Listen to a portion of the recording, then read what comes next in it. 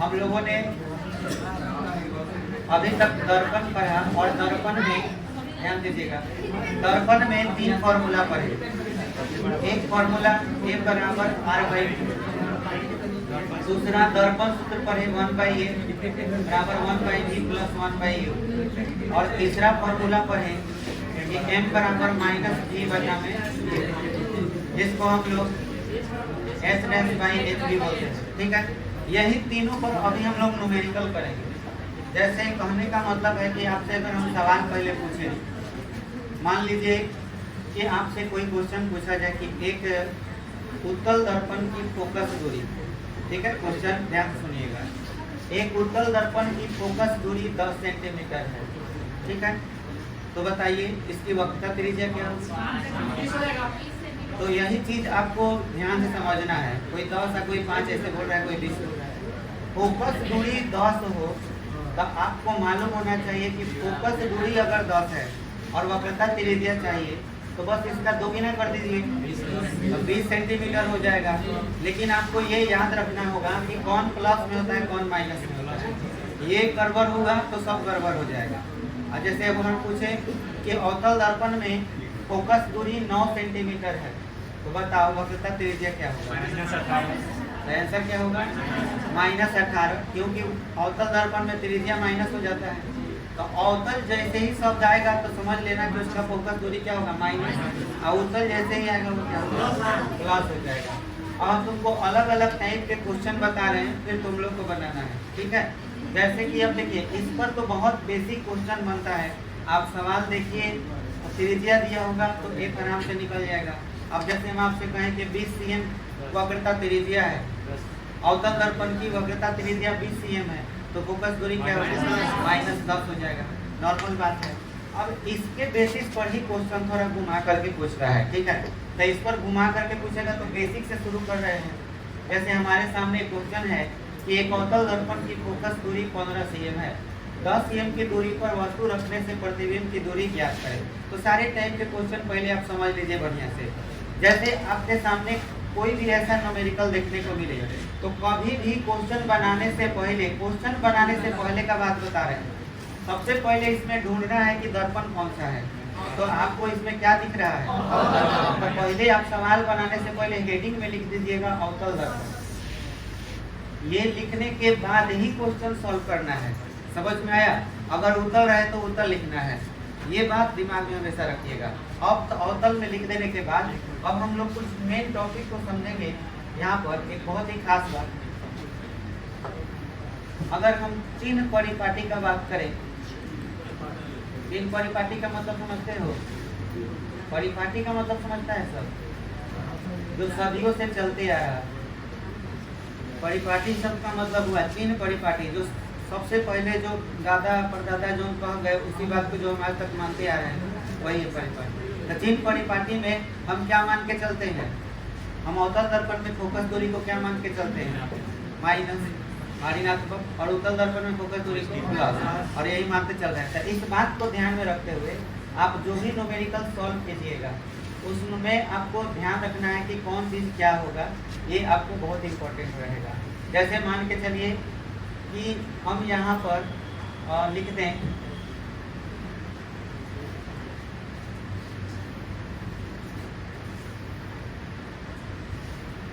वक्रता त्रिज्या, फोकस दूरी और प्रतिबिंब दूरी यानी कि v, और वस्तु दूरी यानी कि u, ठीक है। अब ये दो दर्पणों में हमारा वैल्यू को देखना है। तो मान के चलो यहाँ पे हमने लिखा है अवतल और यहाँ पे लिखे हैं उत्तल। तो दो दर्पण होगा हमारा, एक अवतल दर्पण होगा, एक उत्तल दर्पण होगा। तो अवतल दर्पण में r का मान प्लस की माइनस, तो f भी माइनस, समझ में आया? लेकिन v का मान तो आप इसमें पढ़े होंगे कि इसमें प्रतिबिंब f और अगर p के बीच में वस्तु रहता है तो पीछे बनता है, तो ये प्लस भी हो सकता है और माइनस। तो इसके कितने केस हैं? 2, प्लस भी हो सकता है और माइनस भी हो सकता है। अवतल दर्पण हो या उत्तल दर्पण, ये दोनों क्या होता है? माइनस। वस्तु की दूरी हमेशा क्या रहती है? माइनस। उत्तल दर्पण में r क्या होगा? प्लस होगा, f क्या होगा? प्लस होगा, और v हमेशा प्लस। अब यहाँ से ऑब्जेक्टिव सवाल भी पूछ सकता है ठीक है। आपसे हम बोले कि किसी भी दर्पण में कौन सा ऐसा राशि है जो हमेशा ऋणात्मक रहता है? U, वस्तु की दूरी। समझ में आया? अच्छा, अवतल दर्पण में अगर आपसे पूछा जाए कि प्रतिबिंब की दूरी की प्रकृति होती है, ऑप्शन ए धनात्मक, ऑप्शन बी ऋणात्मक, ऑप्शन सी धनात्मक या ऋणात्मक, और ऑप्शन डी धनात्मक और ऋणात्मक। धनात्मक या ऋणात्मक, मतलब धनात्मक भी हो सकता है और ऋणात्मक भी हो सकता है। बात समझ में आया? अगर सवाल में ये पूछ दिया जाए कि उत्तल दर्पण में प्रतिबिंब की दूरी होती है और ऑप्शन में रहेगा धनात्मक, ऋणात्मक और धनात्मक और ऋणात्मक, ऑप्शन में से क्या मानना है? धनात्मक। तो ये आपका चिन्ह परिपाटी है, इसी को ध्यान में रखते हुए हमको सवाल बनाना होता है। बोलिए, क्लियर हो गया बात? अब इसी को ध्यान में रखते हुए हम यहाँ पे सवाल, कौन सा दर्पण है? अवतल दर्पण है। अवतल दर्पण है। अब इसमें आपको कोई भी सवाल बनाना है तो सवाल में जो जो दिया पहले उसको देख लीजिए कि क्या क्या दिया हुआ है। फोकस दूरी 15 cm प्लस की माइनस बराबर -15 सेंटीमीटर हो जाएगा। 10 cm की दूरी पर वस्तु रखने से, तो वस्तु रखने से का मतलब वस्तु का दूरी हुआ, तो वस्तु दूरी हमेशा माइनस रहेगा, तो यू का मान -10 सेंटीमीटर। आपको क्या निकालना है? प्रतिबिंब, यानी V = हमको यही निकालना है। अब इसको निकालने के लिए आप सीधे दर्पण सूत्र लिख लीजिए। तो 1/f बराबर 1/v minus 1/u, sorry plus 1/v plus 1/u। जैसे वैल्यू पुट करना होगा तो f का वैल्यू क्या हो जाएगा? 1/1 में -15, 1/में v प्लस 1/में u -10, ठीक है ना? अच्छा, ये निगेटिव नीचे नहीं रहता, ऊपर हो जाएगा और उधर जाएगा तो क्या हो जाएगा? प्लस हो जाएगा। तो 1/10 माइनस 1/15 बराबर 1/में v। अब यहाँ पे आप लघुत्तम ले लीजिए तो कितना हो जाएगा? 150 कि 30 हो जाएगा? 150 भी सही है था, 30 हो गया, तो 3 हो गया, 2 हो गया, 1/में v। तो v का मान क्या आएगा? 1/में 30 तिरछा गुना करोगे तो v बराबर 30 सेंटीमीटर। प्लस में है कि माइनस में? प्रतिबिंब दर्पण के पीछे की आगे प्लस में v का मान आया, यानी प्रतिबिंब की दूरी अगर प्लस हो जाए तो हमेशा याद रखना है प्रतिबिंब दर्पण के पीछे रहेगा। काल्पनिक की वास्तविक? काल्पनिक बनेगा। सीधा के उल्टा? सीधा बनेगा। बड़ा की छोटा? बड़ा। कभी भी अवतल दर्पण में प्रतिबिंब काल्पनिक बने तो वो बड़ा ही बनता है।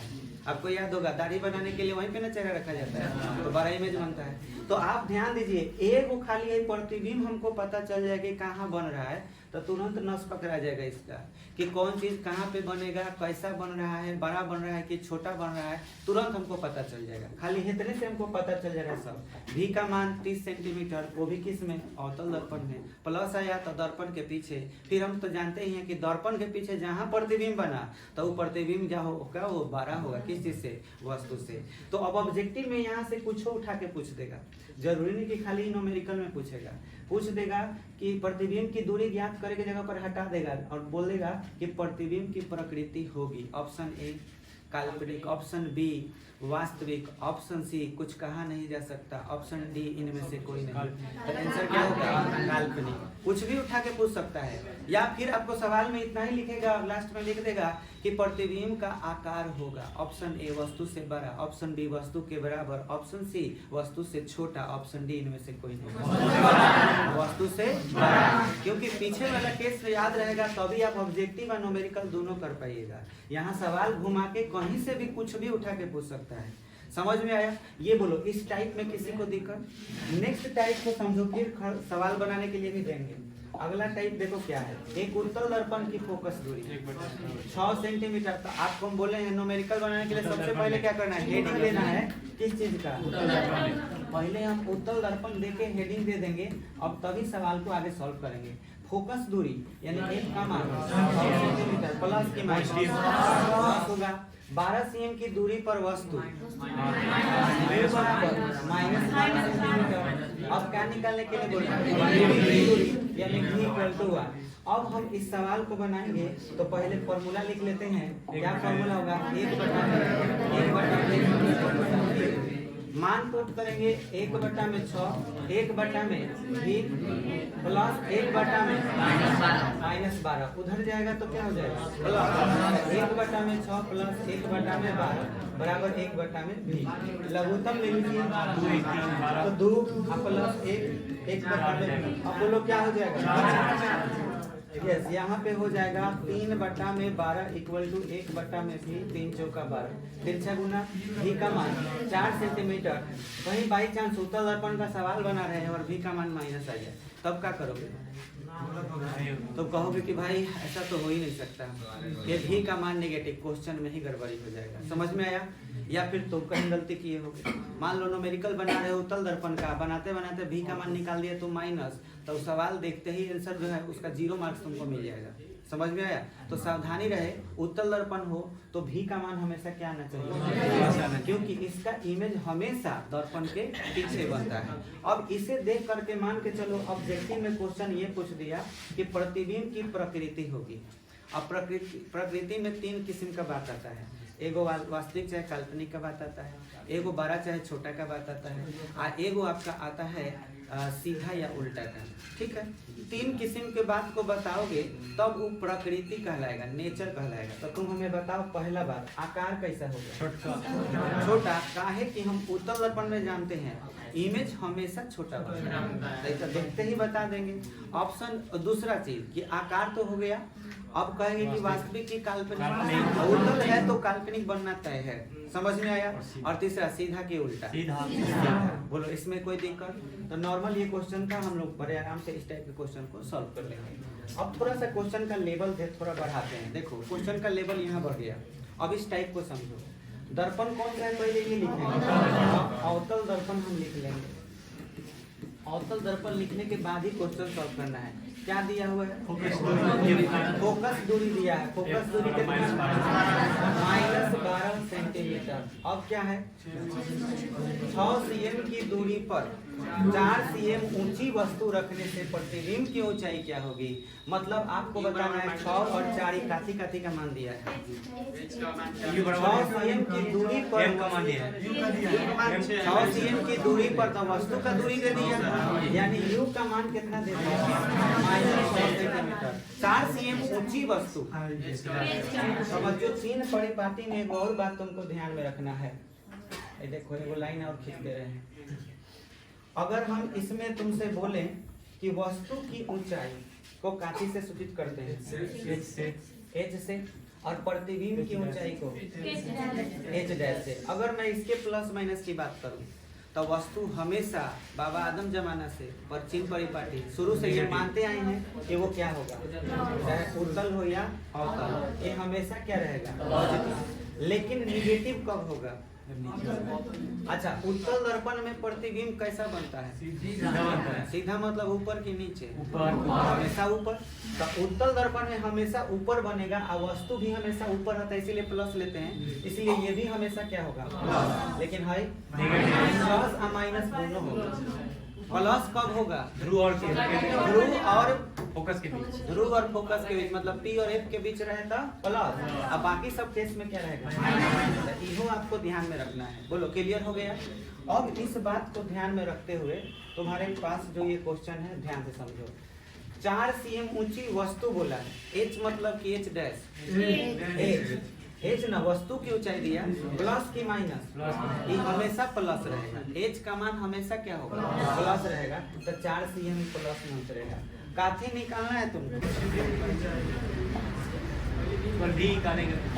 इसमें क्या पूछ रहा है, प्रतिबिंब की ऊंचाई, मतलब जो निकालना है यानी H dash equal to y, बस यही ना निकालना है। चलिए आप देख रहे हैं कि U और F में क्या चीज गायब लग रहा है, गायब लग रहा है। तो हमें सबसे पहले दर्पण सूत्र अप्लाई करके भी निकालेंगे, formula 1/f plus 1/v plus 1/u। F का मान -12, 1/में v प्लस u का मान -6, ये उधर जाएगा। ठीक बना रहे हैं ना, -6 उधर जाएगा तो क्या हो जाएगा 1/6 माइनस 1/12 बराबर 1/में v। 12 या 6 का लघुत्तम 12, 9 दूना 12, 1 1 बटा में v, बताओगे v का मान कितना है? 12 सेंटीमीटर, 4 नहीं 12 होगा। अब बताओ कि v का मान तो प्लस आ गया, तो अब तुम अच्छी तरह समझ रहे होगे प्लस आने से क्या समझ में आ रहा होगा? दर्पण है, वस्तु कहाँ होगा? ध्रुव और फोकस के बीच, और बड़ा होगा कि छोटा? प्रतिबिंब बड़ा आएगा।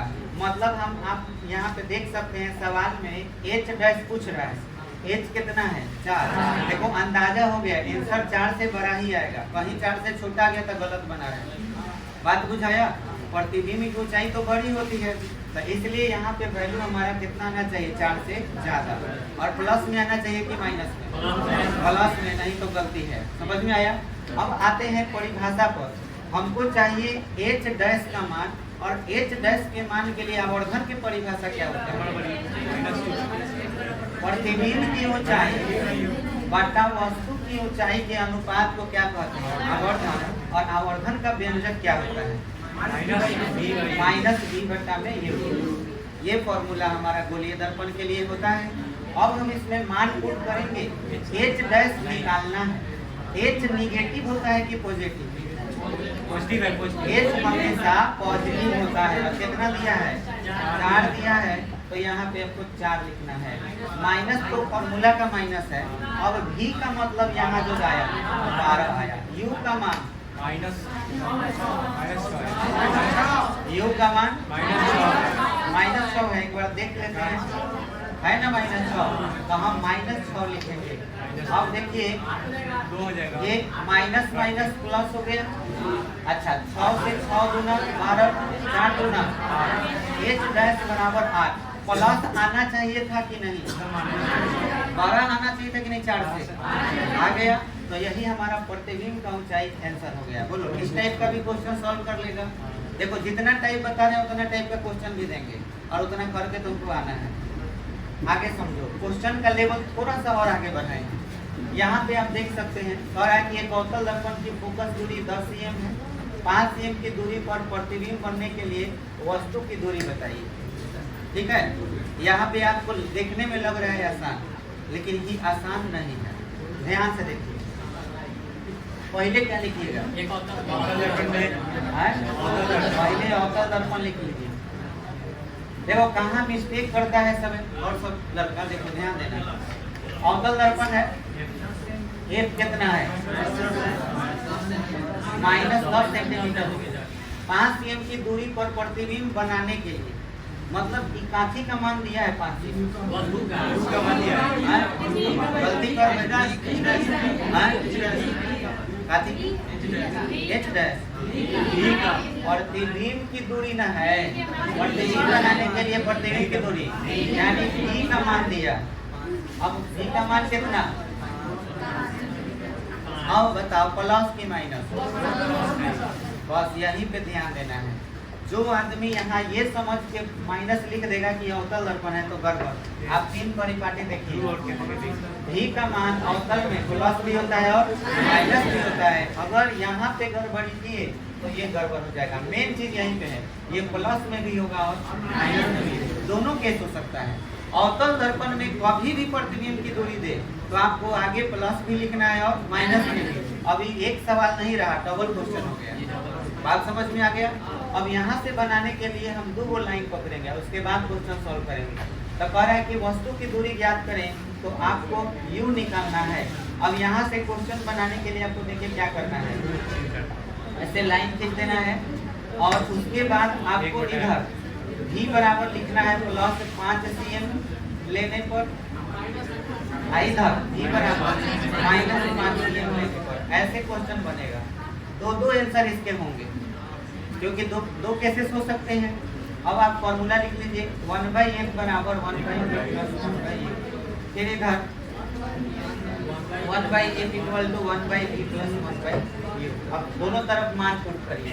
1 बटा में f का मान -10 बराबर 1 बटा में v का मान 5 प्लस 1 बटा में u। इधर 1 बटा में -10, 1 बटा में -5 प्लस 1 बटा में u। ये आपका लाइन चलते रहेगा। अब बताइए क्या होगा? 1/5 को उधर लेकर जाइए तो -1/10 -1/5 बराबर 1/u। और इधर आप लेके आइए प्लस हो जाएगा। 1/5 -1/10 बराबर 1/u। इधर आप 10 5 का लघुत्तम 10 -1 -2 बराबर 1/u। इधर 10 होगा तो कितना हो जाएगा 2 -1 बराबर 1/u। अब इधर -3/10 बराबर 1/u। इधर हो जाएगा 1/10 बराबर 1/u। बोलो क्लियर हो पा रहा है? अब बताओ यहाँ पे वैल्यू क्या आएगा? u बराबर -10/3 और आंसर में आपका आ जाएगा -3.3 आते रह जाएगा सेंटीमीटर। ये वो प्रतिबिंब का दूरी होगी, वस्तु की दूरी हो गया। यहाँ पर u बराबर कितना आएगा 10 सेंटीमीटर। अब आपके दिमाग में जरूर ये सवाल आएगा कि सर ये तो प्लस में आ गया, आना चाहिए था किस चीज में? क्योंकि वस्तु की दूरी हमेशा क्या होती है माइनस होती है। यही ना आप समझ के चल रहे हैं। तो आपको बिल्कुल भी कंफ्यूज नहीं होना है। कभी ऐसा केस में ऐसा हो कि केवल वस्तु के लिए वस्तु के लिए अगर वैल्यू पॉजिटिव आ जाए तो उसे कंफ्यूज नहीं होना है, ये प्रायः निगेटिव ही माना जाएगा। बात समझ में आया? ये 10 सेंटीमीटर आया, इसका सीधा मतलब है कि वस्तु को ध्रुव से कितना दूरी पर रखना है 10 सेंटीमीटर की दूरी पर रखना है। बात बुझाया? यहाँ पर -5 हम लोग लिए हैं तो 1/5 का पॉजिटिव आया हुआ है, तो इसमें आपको कोई भी कंफ्यूजन नहीं होना चाहिए। u का मान ऐसे केस में प्लस और माइनस दोनों आ जाए तो भी u को हम लोग क्या मानेंगे? नेगेटिव ही मानेंगे, लेकिन स्पेशल ये u के लिए ही होगा। बोलो क्लियर हो गया बात? तो ये डबल आंसर आपको प्राप्त हो। चलिए ये क्वेश्चन देखिए, बताइए। यदि किसी 40 cm वक्र का त्रिज्या, तो कौन सा दर्पण है? पहले अवतल दर्पण लिख लेंगे। बोलो f बराबर -40 cm वक्र का त्रिज्या दिया है तो आप f निकालिएगा ना, f बराबर क्या लिखेगा? -40/2 -20 सेंटीमीटर। 4 cm ऊंचाई की वस्तु मतलब h का मान कितना? 4 cm और cm की दूरी पर रखा गया है, मतलब u बराबर -80 सेंटीमीटर रखा गया हो तो दर्पण द्वारा प्रतिबिंब की स्थिति का मतलब v का मान, प्रकृति एवं आकार। प्रकृति तो बताइए दीजिएगा कि वास्तविक होगा कि काल्पनिक। आकार का मतलब हुआ क्या चीज? बोलो ये कर लोगे? ये तो सेम क्वेश्चन ये सॉल्व हो चुका है, तो ये आप खुद से ट्राई कीजिए।